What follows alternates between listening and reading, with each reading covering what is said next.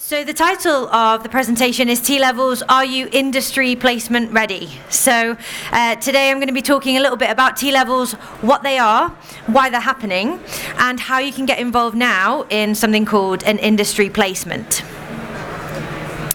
So firstly, what is a T-Level? Just a very quick show of hands. Has anybody heard of T-Levels? A couple of people, that's great. Not expected maybe that you would all have heard of them. They are brand new 2-year level 3 qualifications for 16 to 18-year-olds that will be equivalent to 3 A-levels. One of the reasons why you won't have heard of them is because they haven't launched yet. The first 3 T-levels will be coming in September 2020. And the qualifications have been designed with employers to teach the skills that industry needs. 80% of the qualification will be taken in college or school, and 20% will be on the job on something called an industry placement. Obviously, they will have the relevant English, maths and digital skills within them to make sure that they're fit for purpose. The industry placement itself is 315 hours with an employer, and it's not really the work experience that we'll all have been aware of when we were 16, when you might have gone into somewhere for a week or 2 weeks to shadow people or perhaps do photocopying or make tea. This is very much structured and meaningful work that's in really relevant areas to the kind of things that the students are already studying. So why are they happening? I'm not going to take you through all the detail that's on the slide, but it is there for you to read if you want to. The T-levels are part of a much wider skills reform that's happening at post-16. A couple of years ago, there was a government-commissioned panel led by Lord Sainsbury to look at the technical education landscape in this country. They found that it was confusing, that it was oversaturated, and that young people were finding it quite hard to navigate. So there were thousands of qualifications that a young person could take once they turned 16, and it wasn't really clear to them which ones were valued by employers and which ones could offer them some real progression opportunities into the sectors that they wanted to go into.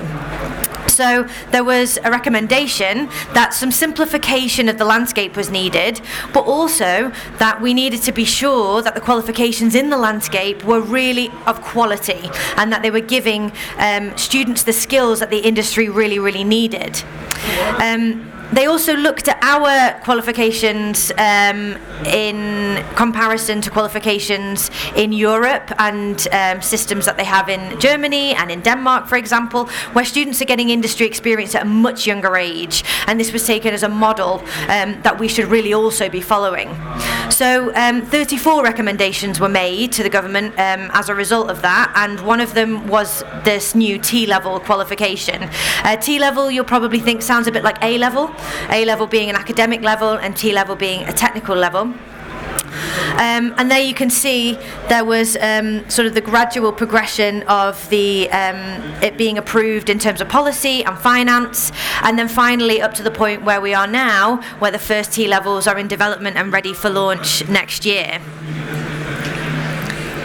This is how a T-level will look for a young person who's studying. A lot of detail on that slide, please don't feel the need to read it. The idea behind it really is to show you that there's core content of the technical qualification, then there's specialist content, but really what's setting these qualifications apart from any other in the landscape is that they have this T-level industry placement component where young people can get a real insight for a minimum of 45 days or 315 hours into actually what it's like to fulfill these roles in industry, in a business that they might look to be going into or progressing into in their careers in the future.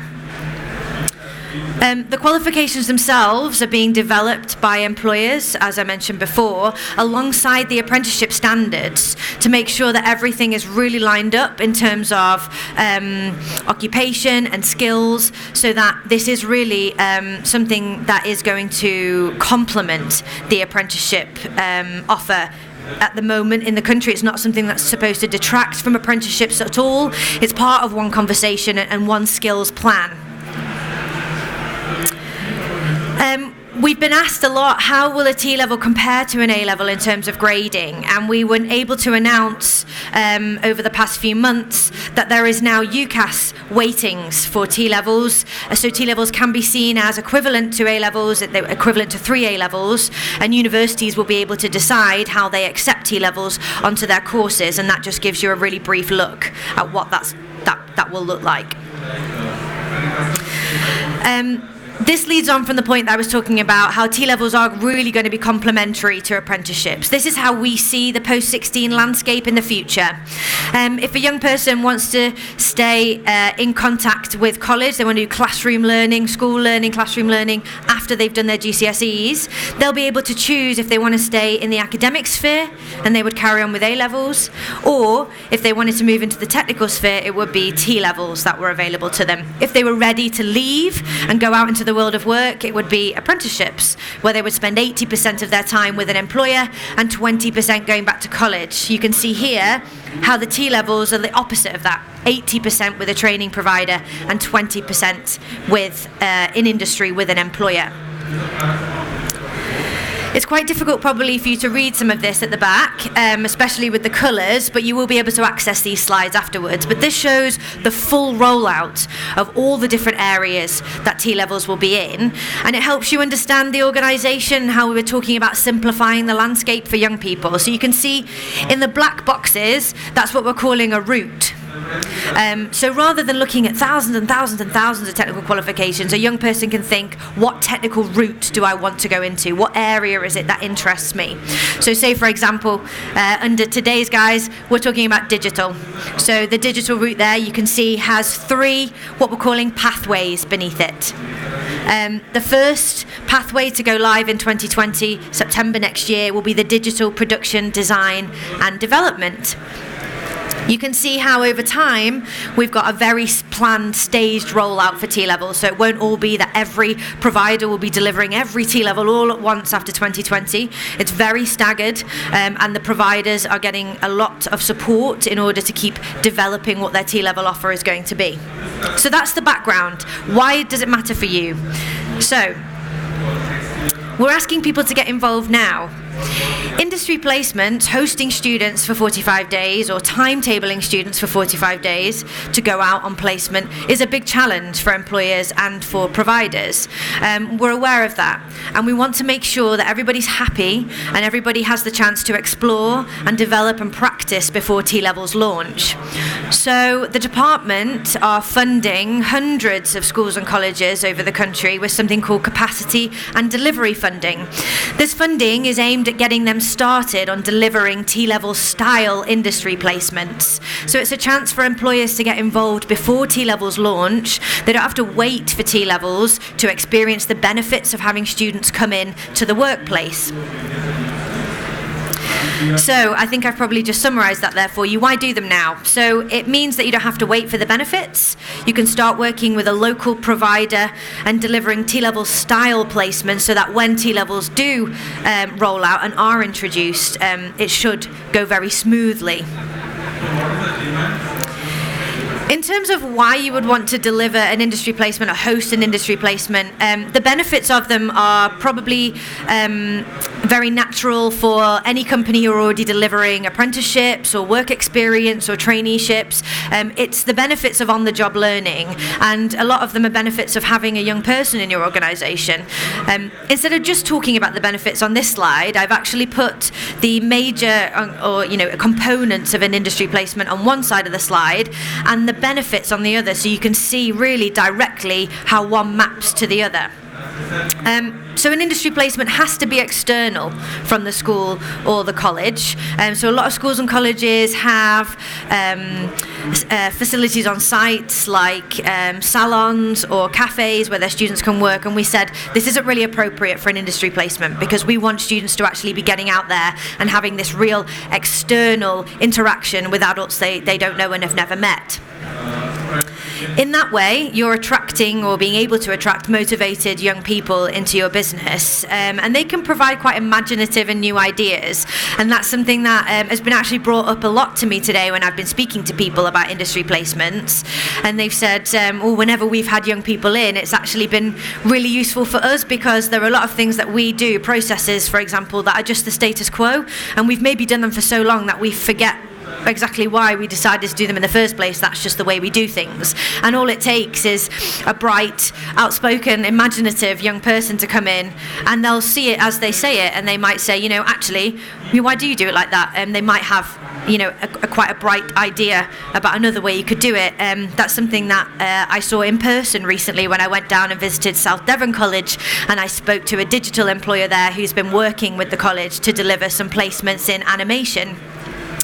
And he had been using a style of animation for a long time, and he had this student in with him that he was mentoring, and he'd given him a couple of processes to go away and do himself, and they were working on a project, and this young person, I'm not well versed in sort of animation styles, but this young person had been learning a new style in college that he brought forward to the employer, and the employer said, look, it's a style I would never have engaged with, I would never have heard of, and I wouldn't have known how to do. So it really was an exchange of knowledge then between him and the student, and he says he's actually taken that style on and he uses it a lot in his work now. That student enjoyed his placement so much that he stayed on voluntarily after the 45 days, and the employer actually really wanted to offer him a job, but this young person had decided that they wanted to go on to university. But it just shows you the kind of bonds that can be made over this time. So the placements have to be occupationally specific, they have to be relevant to what the student's actually studying, and that means that for an employer it builds the capacity of the business to develop skills you actually need. So this has been really relevant when I've been talking to people like NHS trusts, where they have very, very specific jobs in certain areas, especially certain medical engineering areas, where a lot of young people don't know anything about those roles. They never would have, at 16 or 17 years old, have any idea that those roles existed, so they don't know how to plan them into their career paths. So the NHS are finding them really, really hard to recruit for. So how they're using industry placements is to have this very early intervention with young people and say, actually, do you know that this role exists 3 or 4 years down the line for you, and you can come and do a placement in it now, see if you like it, and if you do, we can try and understand how to progress you onto an apprenticeship where you can be supported to move into that in the future.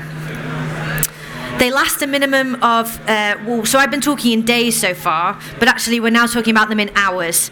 So 315 hours, which equates to around 45 days. And there's a couple of reasons for that. The first is to reflect modern employers. So not all working days look the same. So working in data analysis, or working on a construction site, working in a children's nursery, or working in a hotel, your working day is not going to look the same. So talking about days didn't really seem to create a parity across sectors, so we're now talking about it in terms of hours. That's also to do with the young people as well. Young people have very complex lives. They might have part-time jobs, they might have caring responsibilities, they might have special educational needs, which means that they can't fulfill a full day. So hours was another way of making sure the placements were really accessible to as many different industries and students as possible. Because they last that long, it means that you gain significant resource. This isn't just somebody that's going to be coming in for a week or two. This is somebody that's going to be able to come in and really embed themselves in your organisation and your values and the way that you do things. And for a lot of organisations, they are seeing it as a try before they buy, or a homegrown talent scenario where they can bring someone into the business, test and see how they fit. If they're a good fit, brilliant. Maybe there's an opening or a vacancy for them. Maybe there's an apprenticeship that you can progress them onto. The placement should develop the students' technical skills and the specialist knowledge. So that means that they should have someone within your business that can mentor them or line manage them. A lot of businesses then say, oh gosh, no, but I manage too many people, like, the senior managers in the office, I'm too stretched, I couldn't take on anybody else. And to that, I say, actually, it might give some of your staff the opportunity to upskill themselves. It doesn't have to be the most senior manager in the office that takes on a young person on an industry placement. It could be a less senior member of staff who's really interested in upskilling themselves, getting more leadership opportunities, and progressing how they want to mentor somebody. The placement should demonstrate progress against the student's learning objectives, so that provides then the student with a really positive experience, which for a lot of people ties in really well with their CSR strategies, actually getting into their local communities, understanding what their local young people are like, bringing them in to the organisation, educating them on what their local workforce looks like. And this can also be a way to widen participation, to have a look at diversity and inclusion, for example. So if you're more interested in getting females into the workplace, BME students, industry placements can be a really good way to tap into that local talent that might not be coming through organically to you. And then also, finally, it prepares the student for skilled work, which means that for employers, it's a winner because it effectively develops a cost-effective recruitment pipeline. So it should be a way that you can access talent from a young age that's coming through very smoothly through your recruitment processes. So you have that really, really close relationship with a local training provider. You're accessing students from a younger age, and it should be actually beneficial for you in that way for recruitment. I'm going to give you a break from my voice for a couple of minutes. I do have a case study to show you. So this is Norfolk City Council, who have been working to deliver industry placements in digital. It wasn't working on my PowerPoint before, so I've just loaded up YouTube here, and I'll let them say the rest. I don't think we've got any sound. What do I have to? Oh no. Okay, hold on. I'm so sorry.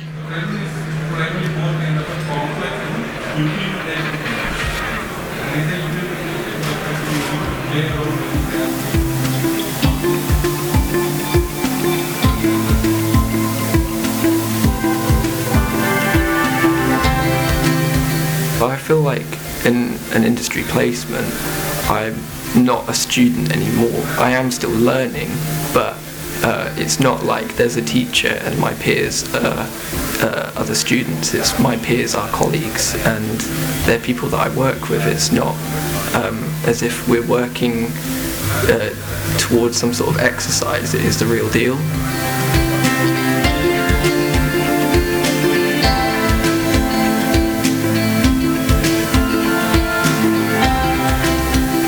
I think we should have more young people in the workplace, both for the benefit of the young person but also for the organisation. Young people have great ideas, they bring in enthusiasm and initiative, and that's what we need in organisations. Otherwise we're missing a part of the workforce that could be very helpful. They treat me as an equal. I don't feel like I'm treated as a child, and I think that's really liberating for me. I feel empowered by the fact that I'm no longer a student, I'm an employee. He's asked questions all the time, he's always seeking new information, he can tell me exactly what he's been doing, he can tell me about the team, so I know he's switched on in placement. And when I've come to visit him, it's seeing him as an employee, not just the student, and the way that he is just settled in the team. That's been really, really impressive.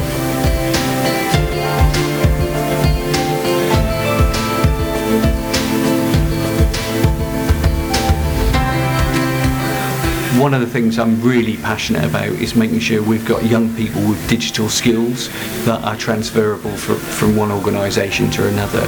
So if we engage as a large employer in Norfolk, hopefully others will follow our lead and will encourage people to take up these placements and bring young people into their organisations. Even see it on my screen. We can do so much in a classroom, but it's very small in comparison to the employability skills that they learn on a day-to-day basis. So I think, we have to work together. Industry and education have to work together, and the industry placements is the perfect platform for that. So just to open your door to a young person, because they really can benefit your establishment.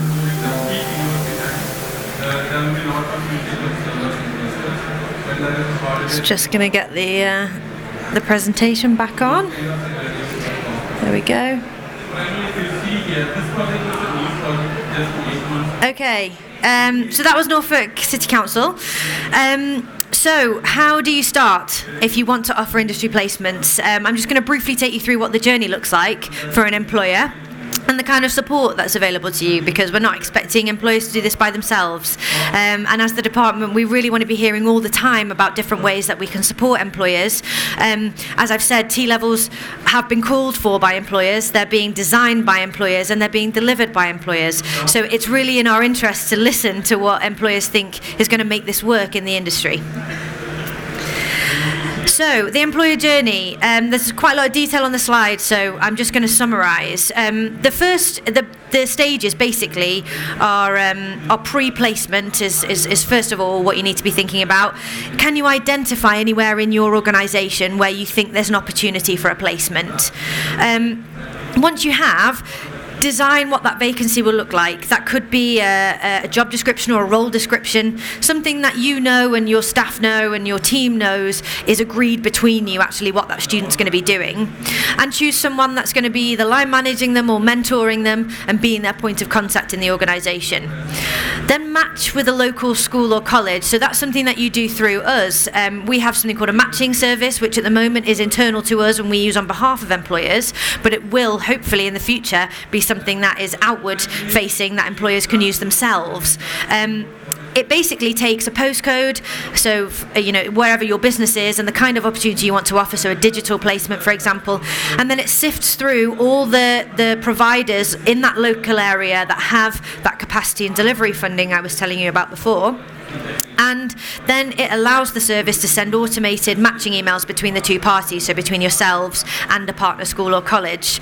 Then off the back of that, conversations can be facilitated and you would partner to develop and deliver the placement. Now, why this partnership is so important is because, like I said, we want to hear from the employers, so we haven't really been prescriptive about how these placements are organised. We've said they need to be a minimum of 315 hours, but we haven't said, for example, if they need to be paid.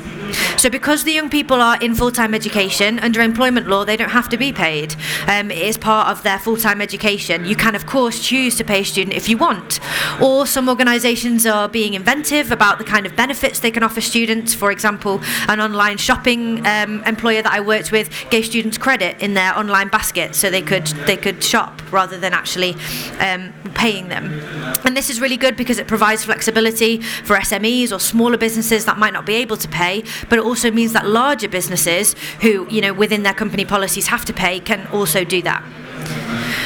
We haven't been prescriptive about the model of placement, so it could be a day release placement where a student comes for 1 day or 2 days a week for the extended period of time to make up the placement, or it could be that you have the student for the full block, so the 315 hours, full 45 days end to end, to do a piece of project work, for example.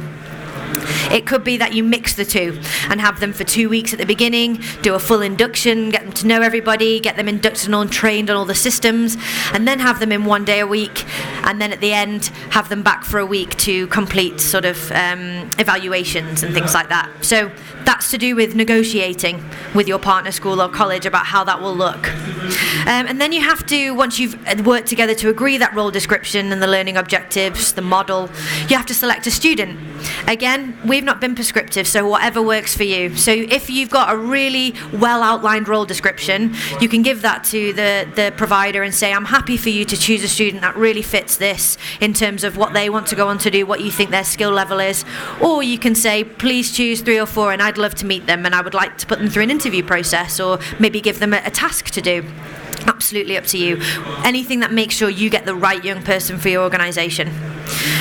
So once you've chosen the student, you complete a kind of a 3-way service agreement and all the health and safety and pre-placement checks. Now that can seem scary, pre-placement checks, how much paperwork do I have to do? And at that stage, I would just want to assure you that this really is a partnership, and the provider does really take a lot of the responsibility there and does share that. So anything to do with safeguarding or health and safety checks, they will come in and help you through all of that. Once someone's on the placement, obviously you'd be sharing their joining information and the induction information. You would monitor their progress, and again, the provider helps you at every stage of that, and they would be expected to be visiting you at least at the beginning, middle and end of the placement to make sure that you know that you have their full support and they're providing the pastoral support that the young person needs to fulfill the placement. And that will include pre-placement sessions in college, so they'll be preparing the student before they come into you, about what's expected of them, dress code, behaviour code, things like that. And then at the end, we would hope you would complete an evaluation, maybe offer the young person a reference or a point of contact they can come back to for advice. And if you do like the young person and they're successful, maybe possibly a vacancy or an apprenticeship that you might inform them they can apply for. So lastly, what we can offer to help you through this process. Obviously, I've talked about the matching service. That's something that we do to help join you up with a partner school or college so you can find out what's available and then start delivering. We have the employer readiness team that I'm a part of, so we come out to events like this. So if you're part of any employer groups or forums that you think might benefit from hearing about this, please come and chat to me, take my card. That's the kind of thing I would come out to and deliver presentations or workshops about how this might work or how people might implement it in their businesses. We have guidance resources already online at the moment on the Association of Colleges website. They're what we have for now, and they're quite in-depth. There's a business case you can use to gain internal buy-in, and then there's a very, very broad employer's guide pack that will help you at every stage, including resources and templates down to what would you ask a young person in an interview, how would you structure a service level agreement, all of those things are in there. But we are developing a more in-depth employer support package that's going to be that, but much more in-depth per sector. So for example, if you say I want to do a digital placement, it would take you to those resources but specifically for digital or specifically for construction or specifically for education, for example. So that's in the works now, and we have employers coming into we're consulting with employers on that at the moment about what they're saying needs to be in there.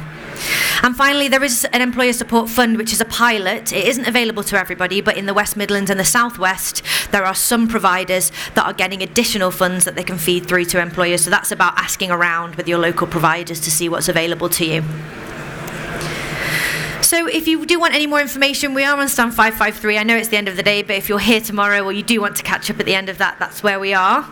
If you are a levy payer and you do have apprentices, you will have a national account manager, or if you don't, you can contact a national account manager on that number, or there is also a general email address there, or you can visit .gov.uk for some more information. And if you do inquire, all we would say to you is if you're interested in knowing more about industry placements and how to move forward with one, and that's exactly what I'm doing today, taking people's cards and emails so we can just get back in touch and say, how can we help, what information would you like, and how can we support you to make this a success.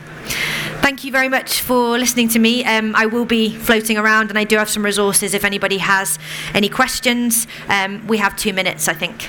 So thank you very much.